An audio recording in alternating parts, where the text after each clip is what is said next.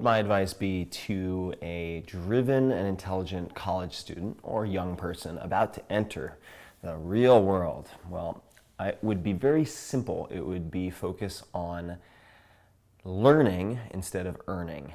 And that sounds cliche, but I'll explain why. Because if you want to make, say, $1 million a year, $10 million a year instead of $100,000 a year, I would argue you probably don't want to take the $100,000 per year job, even if it's offered to you right out of the gate. I know that sounds like a lot of money, but what I'm going to recommend is not limited to finances.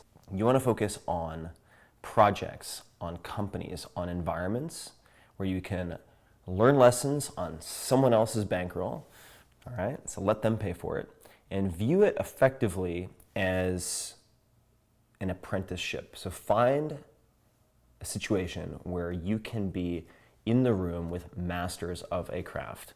And that could just be deal making. It could be joining a small company, say fewer than 50 people, where you simply get to observe one of the principals negotiating in an industry that you don't even care anything about, right? It could be waste management and you want to go into high tech, but if you sit in a room with someone who's an absolute pro at crafting deals, negotiating, getting past no, those skills and maybe those relationships start to snowball, all right? And this is what Scott Adams, the creator of Dilbert, would call systems thinking. So instead of being wedded to the outcome of a given job, you are accumulating skills and relationships that transcend that job, okay? And if you choose your environments well, because as I've said before, and as people like Drew, the CEO of Dropbox, who's a friend, have said, you're the average of the 5 people you associate with most, right? So if you take just a few years,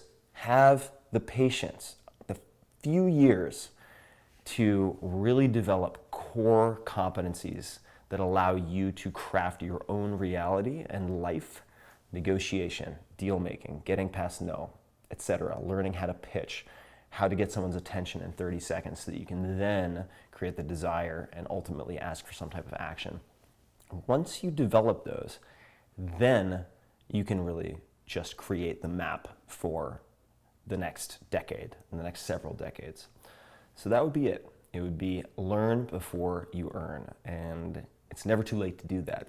So I don't care if you're coming out of college, coming out of high school, 30, 40, whatever it is. Systems thinking, focus on the skills and relationships first, and then you can just create a blank check for how much money you want to make, if that is your goal.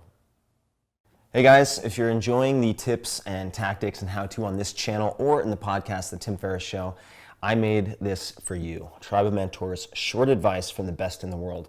This is the book that I wanted to read, so I went out and I put it together.